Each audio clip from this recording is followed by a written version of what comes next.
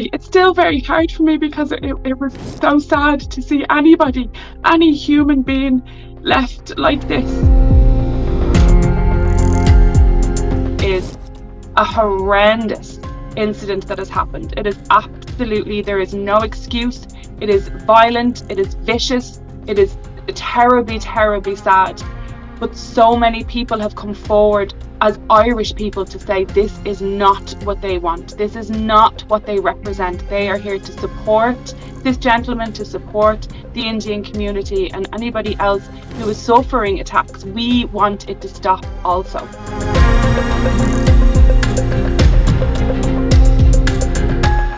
More people had gathered, more teenagers had gathered, and were continuing to verbally abuse him, and nobody was helping. There was one lady who was trying to stop the teenagers from further attacking him, but nobody was actually helping the man. He was stood there.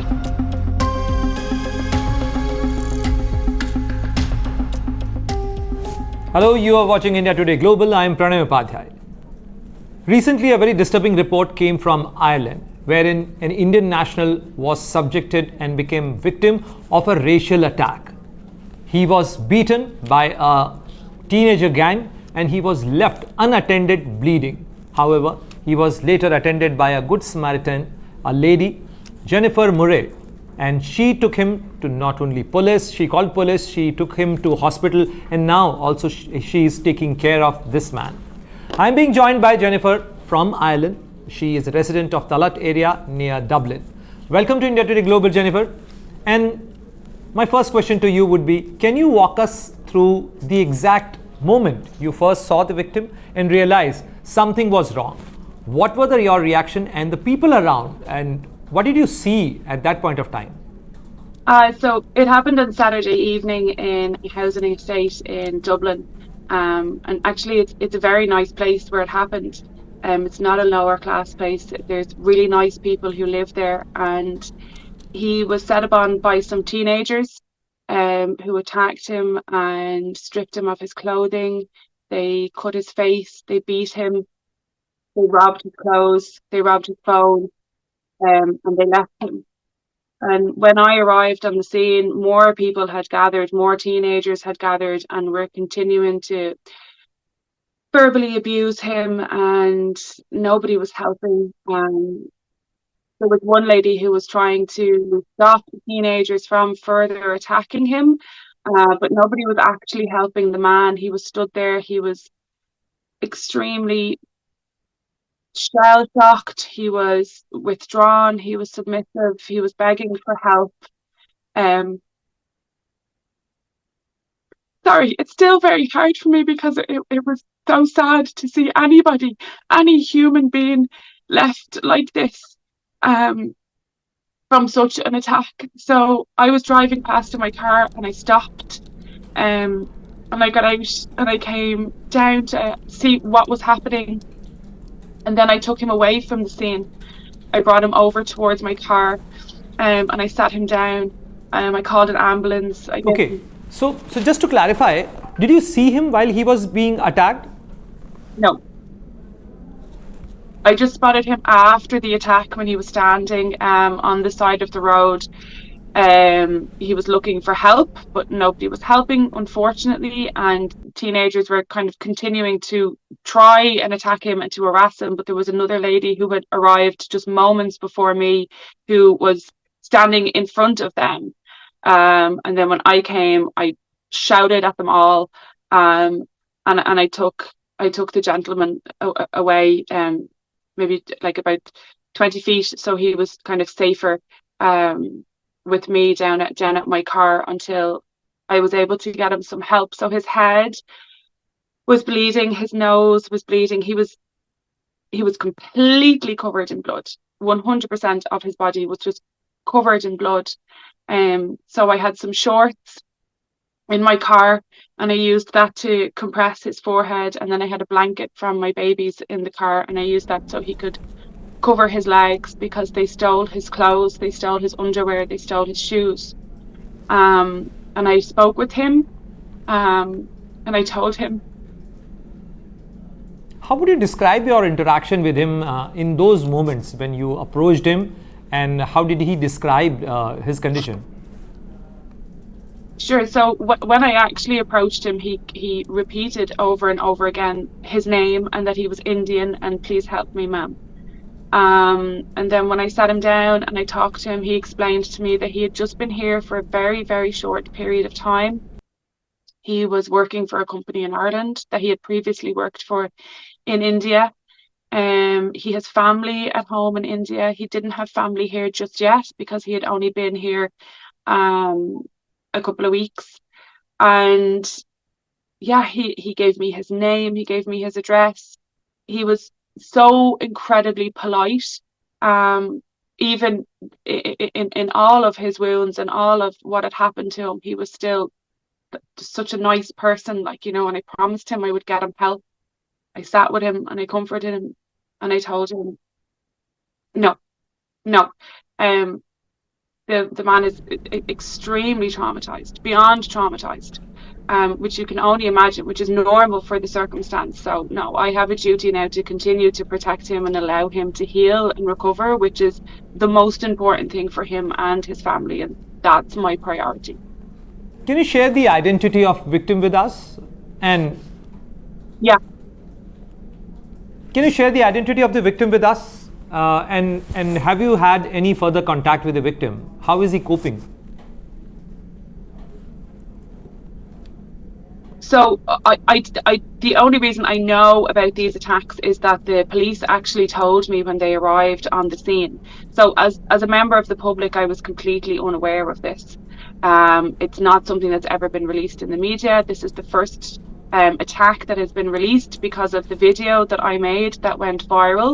And I do think it is important for the Irish people and the Indian people to know that this is happening, but also that there is good Irish people who don't want this. We don't want racism. We don't want attacks. We don't want any violence on our streets. We want peace, and we are here to welcome Céad Míle Fáilte, welcome everybody who is contributing to our society and who is making Ireland a better place. And there is lots and lots of us who feel that way. And I think it's important to highlight that this is a horrendous incident that has happened. It is absolutely, there is no excuse. It is violent, it is vicious, it is terribly, terribly sad.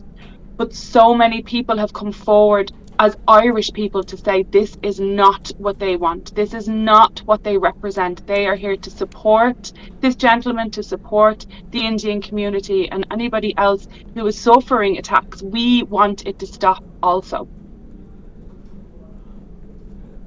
Jennifer, after your video went viral, do you feel that this incident has sparked enough national introspection in Ireland? Because you also mentioned that recently, this is not the first incident. In fact, in recent past, there has been 3-4 such incidents where the Indians were subjected to such racial attacks. So, do you think that it has sparked a national introspection on race and hate crimes?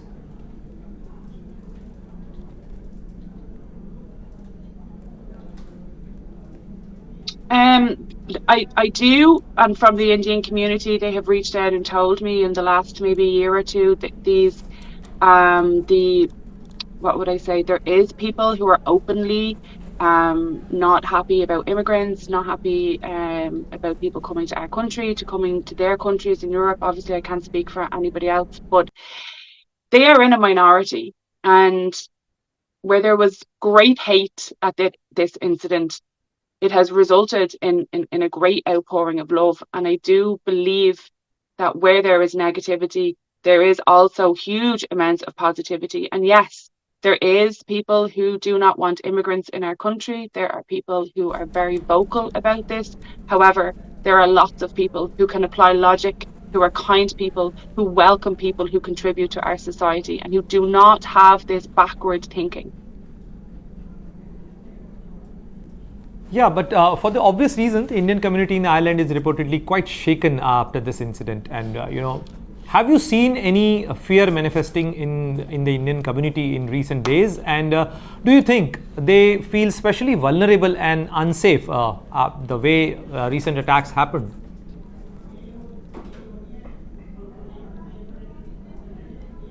Yeah, I do.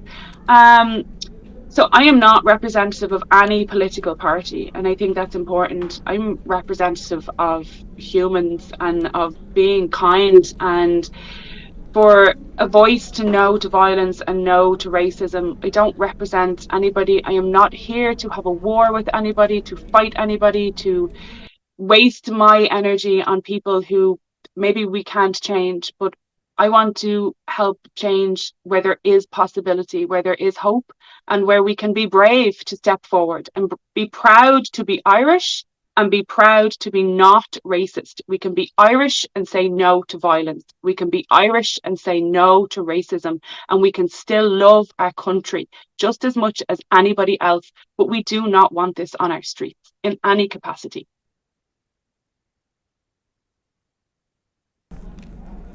Are you still in touch with the victim?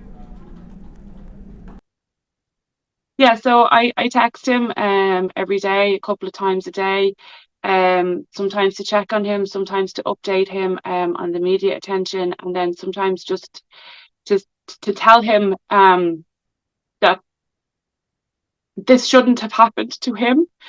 And he is an amazing man, a kind man. He very much so says he never wants it to happen to anybody else.